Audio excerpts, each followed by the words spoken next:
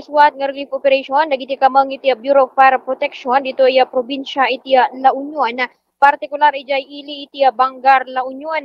No sa dino ket dagiti kamang iti Special Rescue Force team nga inadawlan ni Fire Chief Inspector Brian Pukiaw, acting provincial director ket nakiyapasot dagito iti relief operation nga naisayangkat iti barangay o ijay ili iti Bangar La Union. Dati ket babanmutan iti suporta ni Senior Superintendent Riza Zimbangon, Regional Director iti Bureau of Fire Protection Region 1, ken inisyatibo ito iti BFP Region 1 Special Rescue Force, nga dadawlan mo ti Chief Inspector Maria Teresa Arqueza, Chief Logistic Division, na nadubapay nga key officers ken personnel, datikat babanmutan iti kolaborasyon iti Bureau of Fire Protection Rizal, iti Sidong, iti dati sidong iti panangida ulumat ni Senior or ni Superintendent Joby Angot, Provincial Fire Director.